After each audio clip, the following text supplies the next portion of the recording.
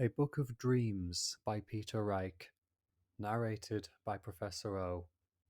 I, the dreamer, clinging yet to the dream as the patient clings to the last unbearable, ecstatic instant of agony, in order to sharpen the saviour of the pain surcease, waking into the reality, the more than reality, not to the unchanged and unaltered old time, but into a time altered to fit the dream which, conjunctive with the dreamer, becomes immolated and apothecized.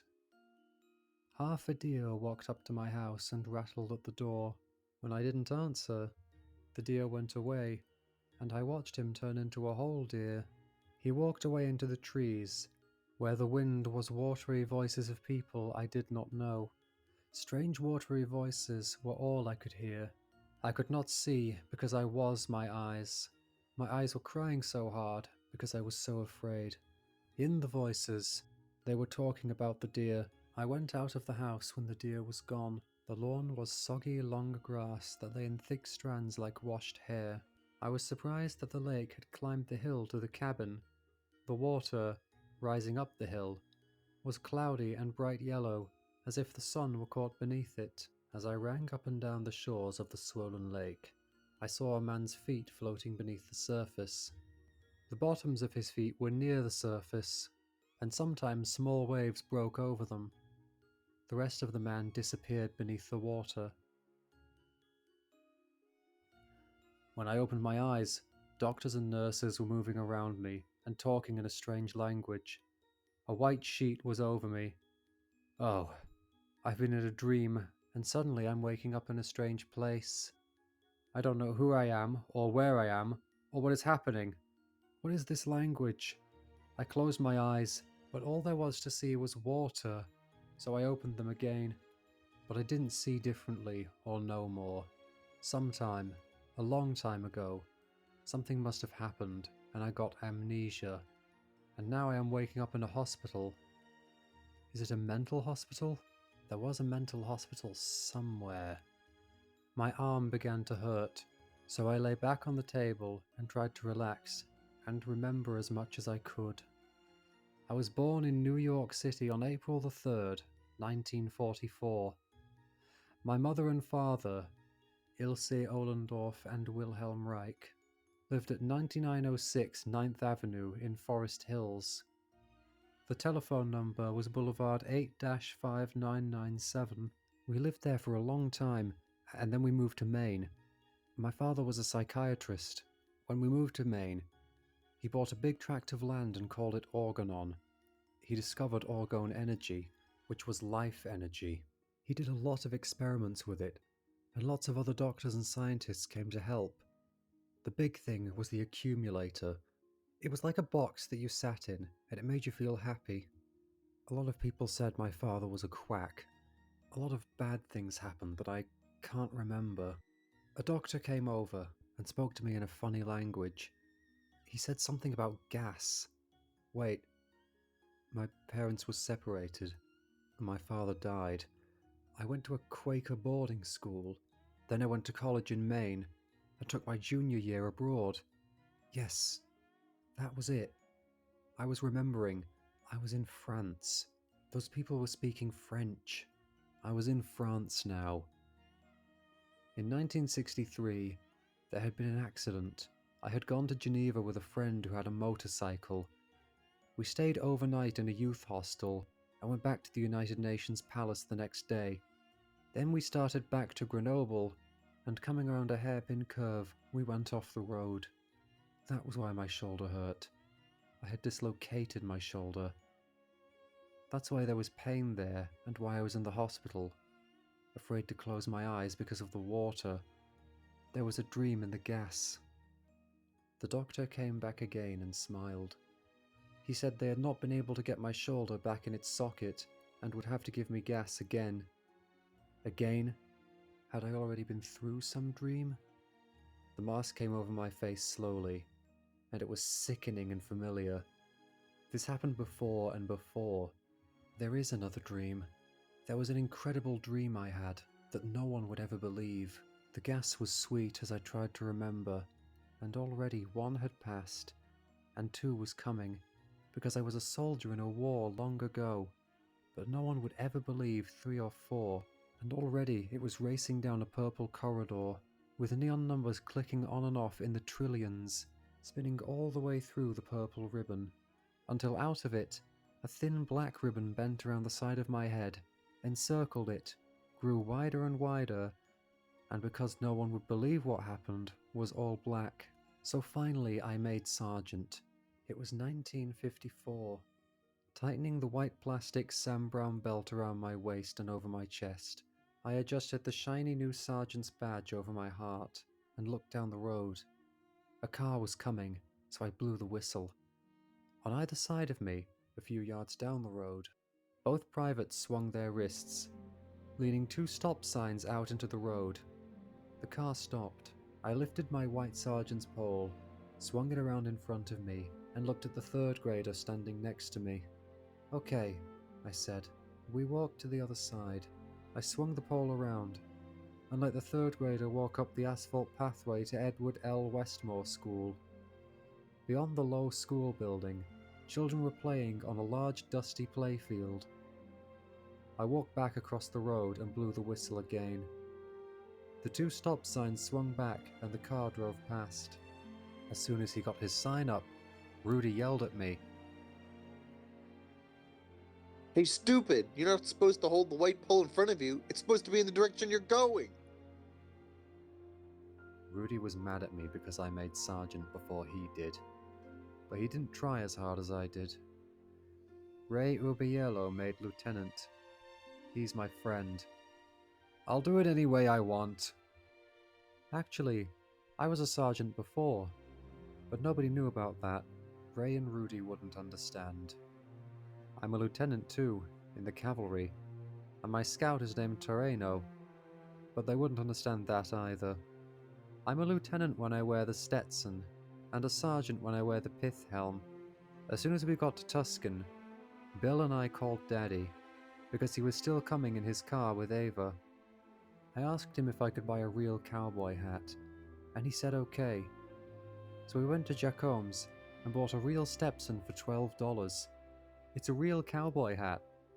Then when Daddy arrived and our expedition began, he brought the pith helmets for all of us, and I got a red crayon and painted sergeant stripes on it.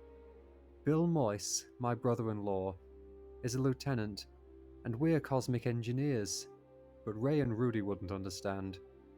"Hey, stupid! There's a car coming!" Ruddy looked at me impatiently, and I blew the whistle.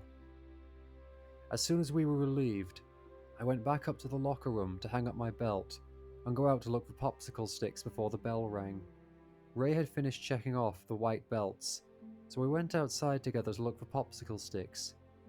We walked to the jungle gym, where most of the kids ate their popsicles, and started picking them up. Ray was asking about Maine, because I told him that was where I came from. "Do you really get a lot of snow up there?" "Yeah. Once it came up to my waist.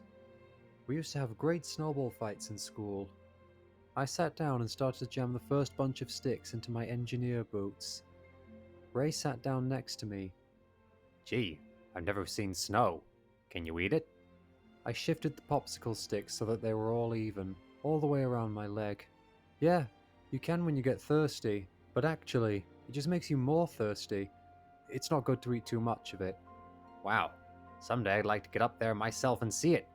My dad, travels, and maybe we could get up there sometime." He jiggled his boot to let the popsicle sticks settle.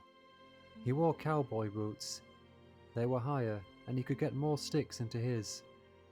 We walked over to the swings, where kids dropped their feet into the dust on the downswing and made puffs of smoke.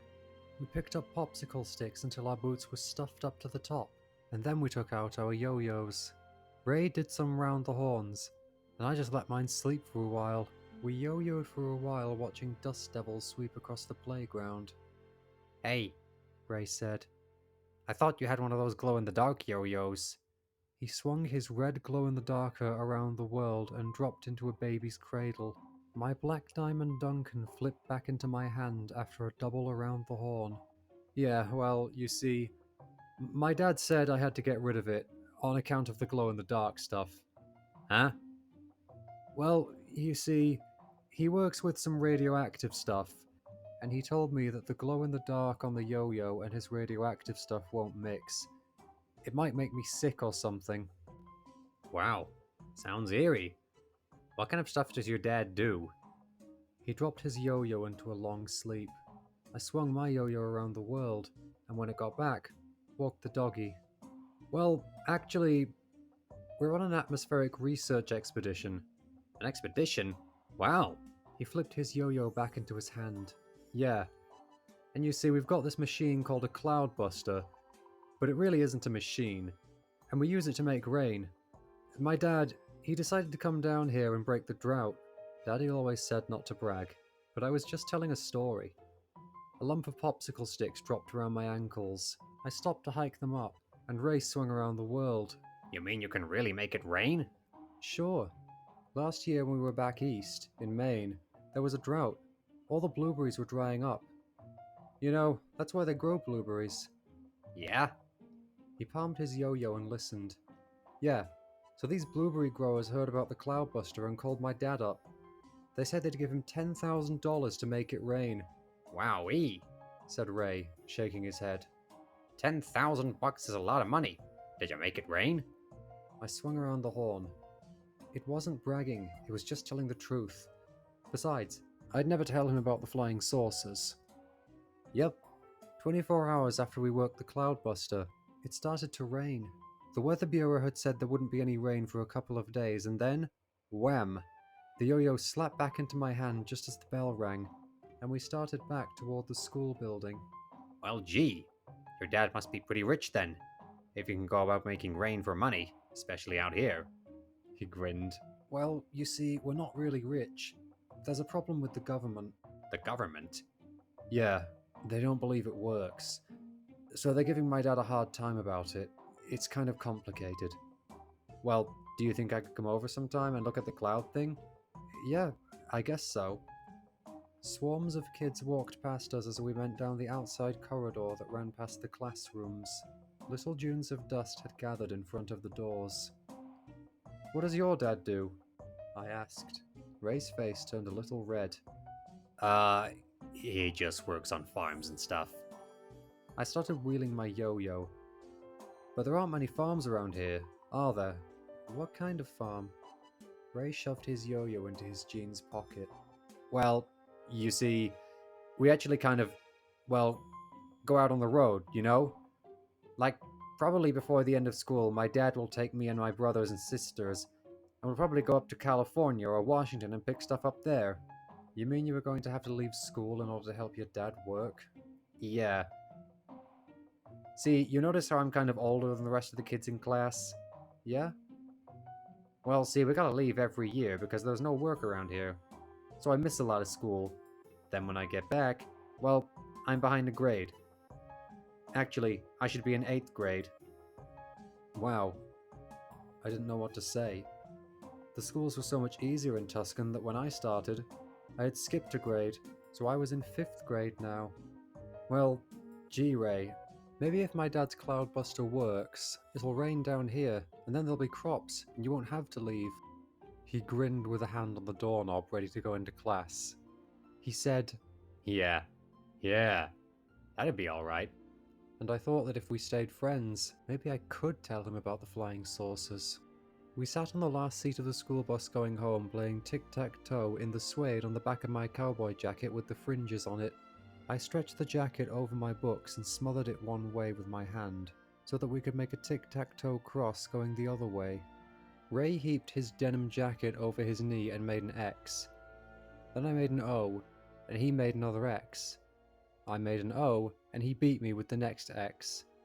This sure is a nice jacket, he said, smoothing out the suede and making another tic-tac-toe cross. Yeah, some friends gave it to me before I came out west. I've got a horse too. I stopped. That was bragging. But Ray didn't say anything. He just beat me in another game of tic-tac-toe. I looked at his faded denim jacket. It had army patches on it, with all different colours and designs. I wanted to get some of those too. Sometimes Daddy and I talked about a flag for the cosmic engineers. Someday, We might even get uniforms. Hey Ray, where'd you get all those patches? Well, I got the first one when my brother was in the army. Then there's a kid who sells them at school real cheap. I'd like to get some. Yeah, but you couldn't just put them on your suede jacket, could you? Oh, yeah. Maybe I could get Daddy to buy me a denim jacket like Ray's. After letting Ray off, the bus made a few more stops and then swung back onto the main road for a while before it turned onto our road. I got my jacket and boots together and walked up to the front of the bus when we got near our ranch.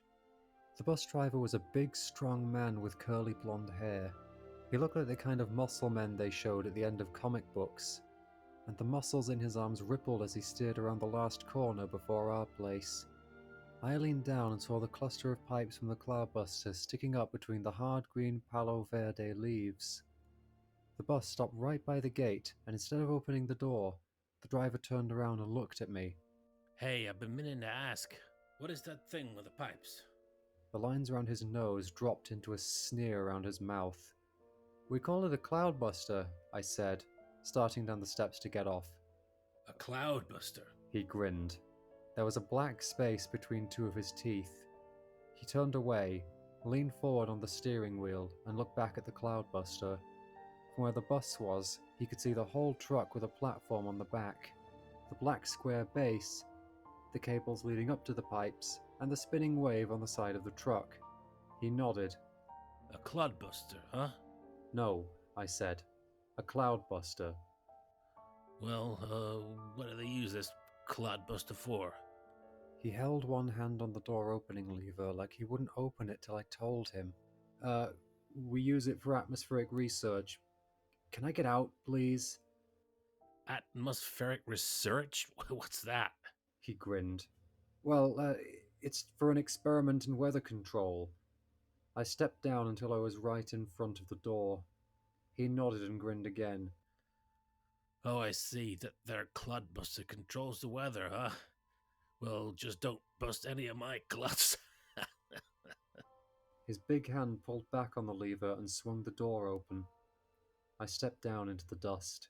He held the door open and looked at me with his mouth open, then said, Well, take it easy, cloudbuster. And slammed the door. The bus started down the road in a cloud of dust that I watched get smaller and smaller. It made me feel bad, but that was why I had to be brave. It was an emotional plague. When the bus was gone, I turned and walked across the rail fence down to the driveway by the ranch. Daddy called it Little Organon, but I didn't like it as much as Organon. The cloudbuster was off to the side of the driveway. Painted on the door was a big red spinning wave that Daddy always talked about. I didn't understand it, but he said it was the key to how the flying saucers worked. Hobbling on account of the popsicle sticks in my boots, I walked down the driveway toward the house. When I got to the Palo Verde tree next to the kitchen, I pulled my boots off and spilled the popsicle sticks into 2 piles on the ground. Daddy's car wasn't there, so I'd have time to work before he got back. I felt around in the sand near the base of the tree until I found a buried metal plate. I dug the sand away from the plate and lifted it up. Beneath it was a small hole in the ground. I reached into the hole carefully, because there might be scorpions, and took out a small bundle wrapped in black banana skins. I laid the bundle on the metal plate, and slowly unwrapped the bright green glow-in-the-dark yo-yo. It was a beautiful bright yo-yo, and I was sorry I couldn't play with it. I slipped a loop over my finger to do a few whirls with it, but then I remembered that Daddy said it was bad for me. I put it back onto the metal plate and went into the kitchen for water. I poured the water into the hole to loosen up the dirt, and then I started digging. Daddy said I had to bury the glow-in-the-dark yo-yo because the glow stuff was deadly, just like fluorescent light. Glow-in-the-dark was bad energy, and it didn't mix with orgone energy, which was good energy. Daddy was trying to kill the bad energy in the atmosphere. Bad energy came from flying saucers and bombs. The cloudbuster cleaned up the atmosphere of deadly orgone. We called it DOR, and fought the flying saucers, only we called the flying saucers EAs. It was initials. The E stood for something, and the A stood for something. Daddy told me what it was, but I forgot. We had nicknames for a lot of stuff. The EA's energy was like glow-in-the-dark energy, and it made us sick. We were all sensitive to strange energy things, especially my sister Eva. Fluorescent light was really bad, and Eva could never understand how people survived in office buildings with dead light energy. The same with glow-in-the-dark watch dials or television. It got so Eva could tell if someone was wearing a glow-in-the-dark watch just by feeling the energy around them. She could feel the TV that way too, and it made her sick. She was the one who spotted my green glow-in-the-dark yo-yo. One day when I came near her, she felt funny and got a little green herself. She asked me what I was wearing and where I'd been. Then I took out the glow-in-the-dark yo-yo and started yo-yoing, and she almost fainted. That was why Daddy said I had to bury it. The wet sand had made a dark slippery pile next to me, and I had almost reached all the way up to my shoulder to reach the end of it. When it was long enough, I hollowed it out for a while to make it bigger, and then I moved my popsicle sticks over closer. Just like the old gold mines in the westerns, I started putting them against the wall and on the ceiling, lining the hole like a real gold mine. It was really exciting making that mine, and thinking that someday someone would be digging here and find it. It was that kind of adventure that Ray wouldn't understand at all. After a while, I noticed that I was actually starting to feel a little sick too, just from being close to the yo-yo. Sometimes I thought that Eva was feeling too much with the glow-in-the-dark watches and the television. But I've been observing more and more, and I wasn't really sure. The first thing Daddy said when he and Eva arrived in Tuscan, and I had shown him my new Stetson, was that we all had to live an unrigid way of life and observing. Like before we used the cloudbuster, we always waited for a while, looked at the sky to see what was there and what we felt. To use the cloudbuster, you had to know how the sky felt, and we got pretty good at it. Sometimes, on a day we all felt bad, even if we were far apart, we found out later that there was an atomic bomb explosion, or EA attack.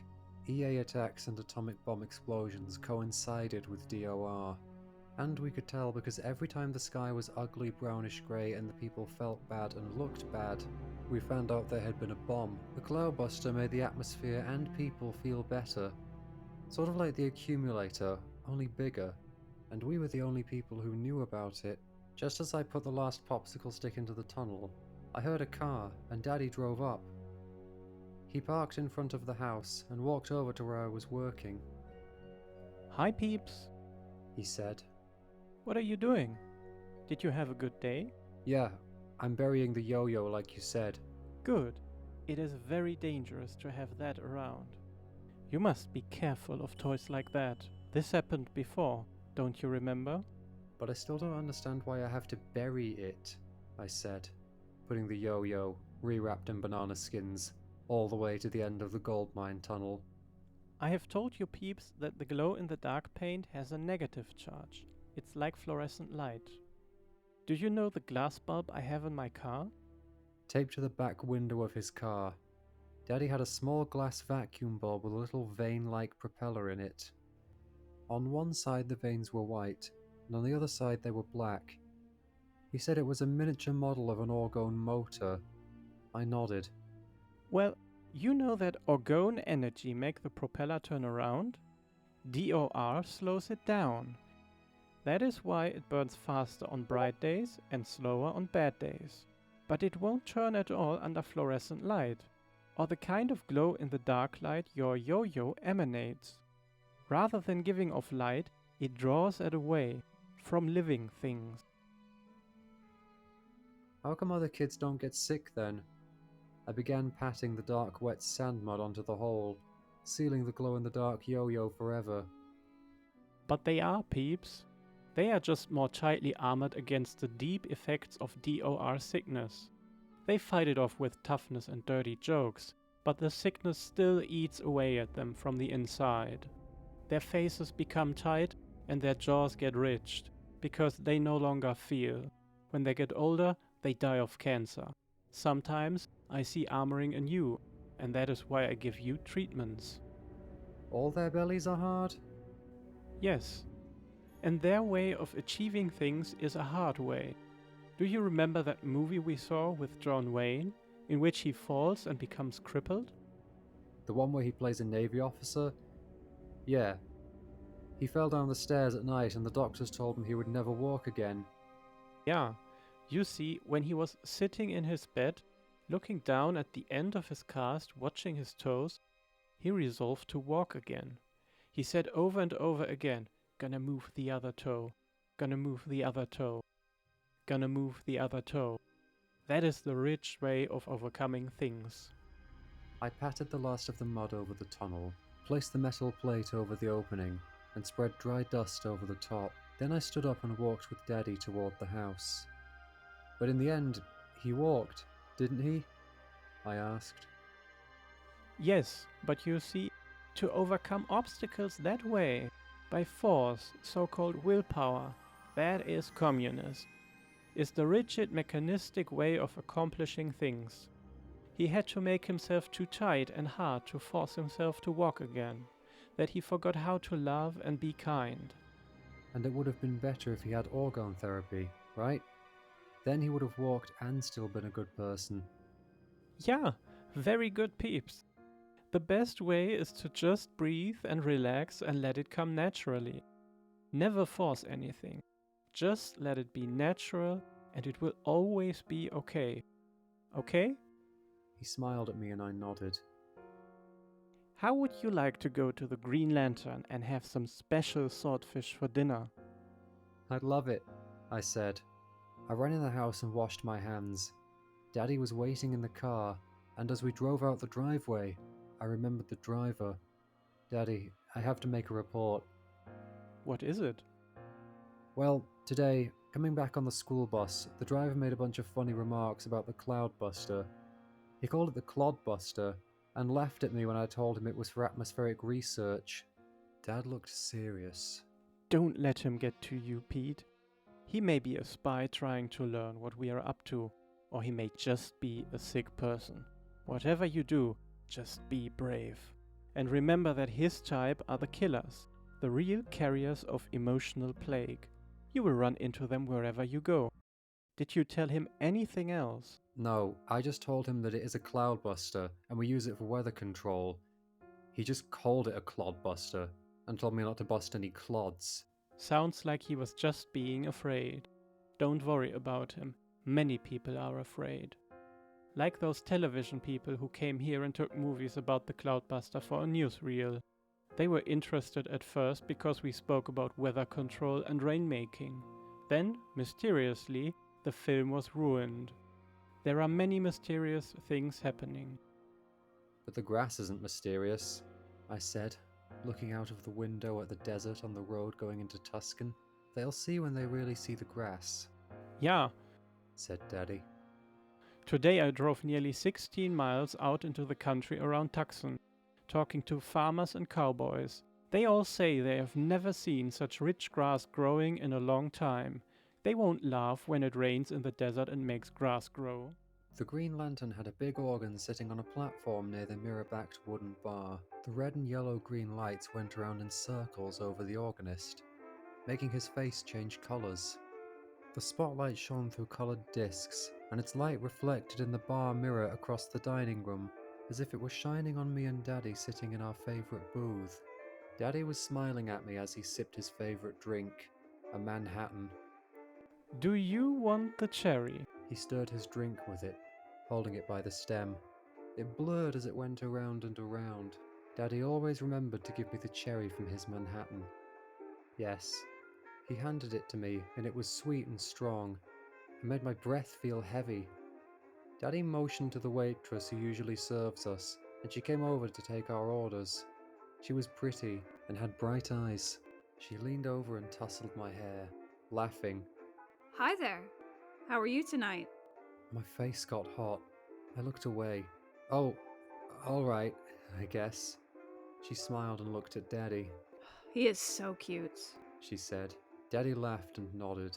Then he said, I will have the shrimp and Pete will have the swordfish. She took it down and went away, in a wind of perfume and organ music. Daddy finished his drink and looked at me. Do you have a girlfriend? He asked. He always wanted to know if I had a girlfriend, and if we kissed or touched each other. He always said, Don't be afraid to talk to me. So we talked a lot about why I wasn't circumcised and what other kids were like. There was a girl at school who was very pretty, and we looked at each other in a secret way sometimes, but we hadn't kissed. Well, I said, there is a girl I like, but we don't go out or anything. It made me embarrassed to talk about it, and actually, I had a lot of fun on road patrol and playing yo-yo. Daddy, I was talking to my best friend Ray today, and I told him a little bit about the cloudbuster. That's okay, isn't it? Yes, but you must be careful not to say too much. Oh, I didn't tell him about the flying saucers or anything. We just talked about making rain and stuff. His dad works on farms, and since it doesn't rain here, he has to go far away to get work. Yeah, this is interesting, because I think we shall all be able to bring rain to Tucson. Finally, and break the drought. Then your friend's father wouldn't have to go away. And maybe Ray would become a cosmic engineer with us. Daddy smiled and leaned back while the waitress came with our plates and served the food. She leaned very close to me and winked at me. I smiled and looked away. Will there be anything else? She smiled at us. Daddy said no, and she said, Well, if you need anything, just let me know. I'll be keeping my eye on you. She winked at me and again was gone. The swirling lights went around and around in the mirror over the organ. Daddy, why is there a desert here in the first place? I squeezed the lemon over my swordfish and began eating. At first, I wasn't sure. He said, Driving out here, I saw vegetation dying everywhere, but it was clear that something was attacking the atmosphere. At first, I thought it was a natural phenomenon, much like dry spots in the human body, and that the cloudbuster, like the accumulator, could get it moving again. But then I began to wonder if it wasn't the EAs that caused the desert. Now I think the fallout from the bombs they are making makes DOR too. All the DOR from the EAs and the bombs, it's slowly killing the Earth's envelope of orgone energy. Is that why we always take rock samples and wood samples? That's very good, peeps. Exactly. When the DOR became very concentrated, the rocks around Orgonon began to crumble. You remember we looked at the rocks on the observatory together and saw them crumble. That was just an example of how the healthy atmosphere is being destroyed. Do the EAs know about orgone energy? I think so. I think they use orgone energy for fuel. That would explain why they are silent and that silver blue color. It would also explain why they respond when we draw with the Aurore. Daddy had an experiment he called Orana. He put a radium needle in a big accumulator, but something bad happened. Instead of making good energy, it made bad energy. And sometimes we used it on the cloudbuster. It made the cloudbuster stronger. I squeezed more lemon on my swordfish. We ate for a while, and then Daddy said, Peeps, I know this is all a great deal for you to understand. If you ever become afraid or want to leave, tell me and you can go back to Mummy. I know it is very difficult for you, for we are not only being attacked by the government, but now by the flying saucers. You must be brave, Sonny. Daddy said things were building up to a big battle, but I wasn't scared. I was a sergeant in the Corps of Cosmic Engineers, with sergeant stripes on my pith helmet, and a qualified operator of the cloudbuster. I'm not afraid, Daddy. I mean, the Air Force is on our side, isn't it? After Daddy began making reports to the Air Force about his work with the EAs, Air Force jets came over Orgonon a lot more, sometimes real close, sometimes far away. When they were high in the sky, they left a long white vapor trail. After a while, Daddy said he thought the Air Force was helping him by telling him where the DOR in the atmosphere was, because where the DOR was bad, the jet vapor trails disintegrated quickly, and where there was good orgone energy, they stayed for a long time. Daddy was really sure the Air Force knew and understood what he was doing, and on the way out west, Bill and I stopped at Wright-Patterson Air Force Base to talk to a general about the flying saucers, but the general wouldn't see him and had to see someone else. Daddy finished his shrimp. I think the Air Force understands, but for some reason they still can't help. They seemed so interested in what we were doing at first, and then all of a sudden there was nothing. Even though their jets continued to fly over Organon. That sudden cutting off, it is very much like the Einstein affair. Sometimes it all seems like a conspiracy. The changing attitude runs through everything like a red thread. He shook his head. What Einstein thing? He looked at me thoughtfully and shook his head again. Nothing, peeps, nothing. I was just thinking, would you like some ice cream? Yep. Coffee and strawberry. Okay. He waved at the waitress. She came over, and while Daddy offered the ice cream, I went over to the man on the organ sitting beneath the bright coloured lights. He was big and fat and smelled like cigar. When I stood next to the organ, he leaned over and winked at me. Hey there, young fella. He said. Is there a special song you'd like me to play? I nodded. Do you know the song from She Wore a Yellow Ribbon? I sure do. Why? Do you like that song? Yep, I said proudly. I saw it 5 times, and the 5th time I got in for free. Well, I guess I'll have to play it for you. He gave me a big grin and a slap on the back. In the mirror, Daddy looked at me and smiled. Then he nodded to the organ man, and the organ man nodded back. I went back to the table and started eating ice cream, and the organ man started playing She Wore a Yellow Ribbon. The ice cream was good. I ate it and listened to the song, and watched the organ lights spin through different colours onto the organ man. I thought about Terreno, my scout, and our scout fort at Organon. I had decided to leave him in charge because it was too far for him to come to Arizona. It was fall, and Terreno would be out riding his pony across rainy fields, guarding Organon. The waitress came and sat down next to me in the booth. She put her arm around me and squeezed her breast into my shoulder. It did feel good, but I didn't know what to do. Do you like this song? She asked, squeezing. I nodded and scooped the last of the ice cream out of the dish. Daddy was watching and smiling. I bet you're a good cowboy, She said. and I bet you're fast on the draw, aren't you? I nodded and she laughed, squeezing me again. Well, if you ever need a good cowgirl, just let me know. Picking up the money Daddy had put on the check, smiling at both of us, she said. Thanks, and come again. She went away. On the way out of the restaurant, we waved at the organist as we got into the car. Daddy chuckled. Do you know why the waitress was flirting with you? He asked. Because she likes me? Well, of course she likes you. Said Daddy. But the real reason is she wants to make love to me and doesn't know how to come out and say it. So she lets her love out onto you. Oh. Daddy always knew what people were doing, and what they were thinking. Once we were sitting in a restaurant, and all of a sudden Daddy poked me in the ribs. He pointed at a couple sitting a few tables away with their backs to us. In a minute, Daddy said. That man will turn around and stare at me. Daddy looked at his plate, but I kept looking around the room as if I was not looking at anyone in particular. And sure enough, a few seconds later the man turned around, and very slowly gave Daddy a long, mean look. When he turned back around, I whispered to Daddy, "How come you knew he would do that?" And Daddy smiled. A few minutes ago his wife was flirting with me, looking at me, smiling. As soon as I smiled back, she turned and said something to her husband. I'm sure she said, "Turn around and look at that strange man who is staring at us."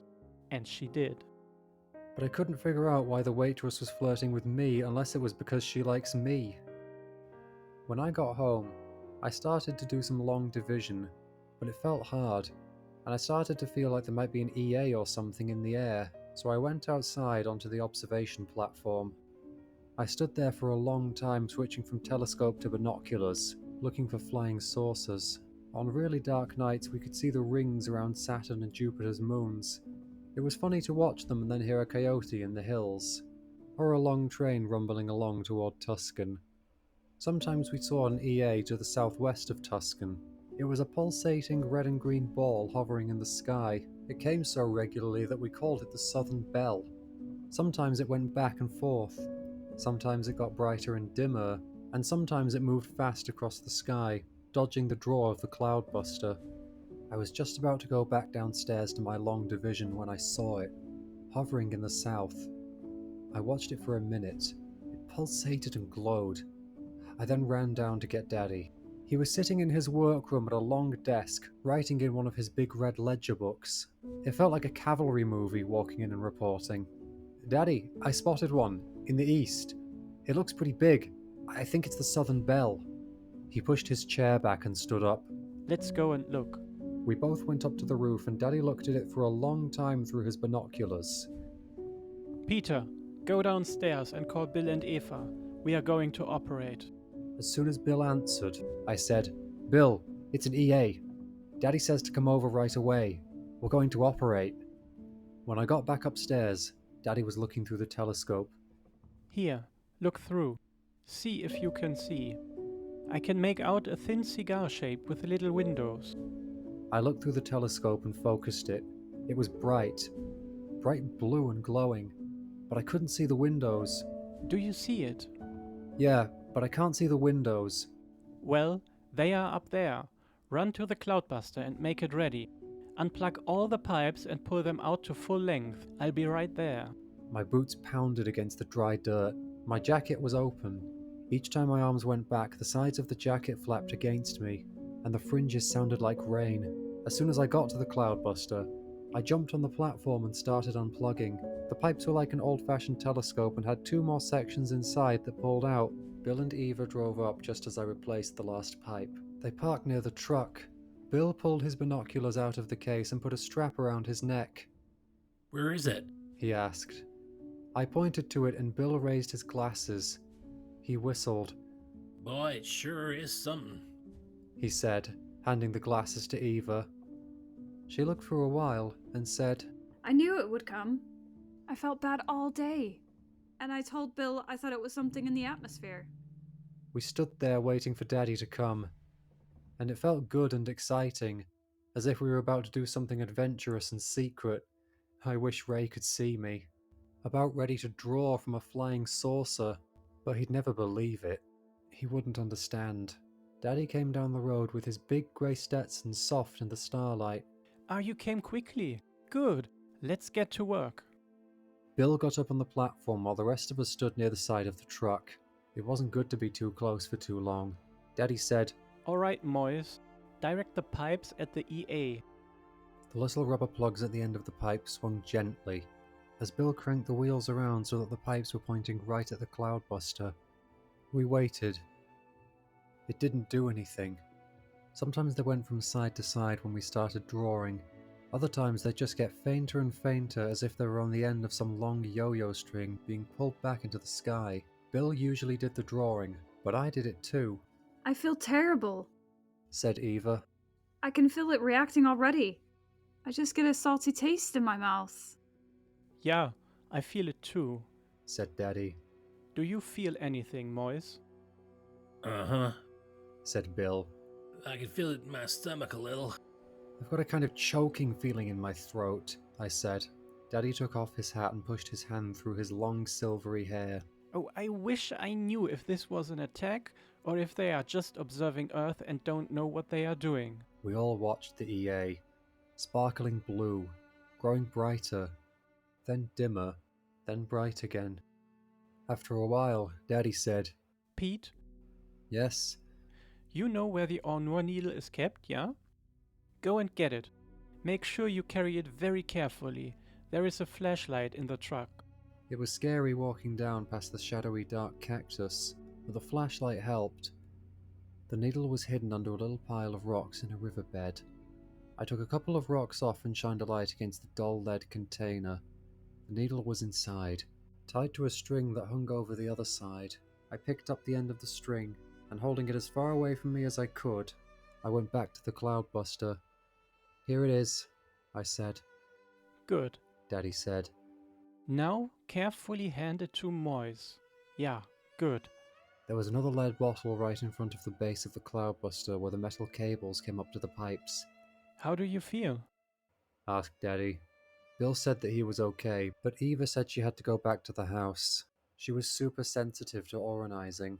Bill kept the cloudbuster trained on the EA, but it didn't go away. I was itching to get up and try because I had an idea that might work. Daddy, can I relieve Bill? Yeah, it might be good. He hasn't been up there in a long time. Take a rest, Moise. I climbed up the truck and stood next to Bill for a minute, feeling like John Wayne or Clark Gable, or somebody taking the controls from Robert Mitchum or William Holden. "How is she doing?" I asked. Bill kept an eye on the EA. Well, I'm just holding pretty steady on her. Okay. Bill got down with Daddy, and they both stood next to the cloudbuster with their binoculars trained on the EA.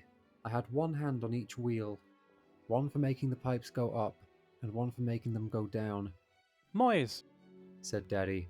please go to the car and get the Geiger counter. I want to see how much the count has risen with the EA. When Bill went for the Geiger counter, I tried my idea. I figured that if the cloudbuster could sort of take the energy away or weaken it, I could make the EA fall by drawing underneath it and to either side of it, weakening the energy around it. So I moved the cloudbuster slowly from one side of the EA to the other.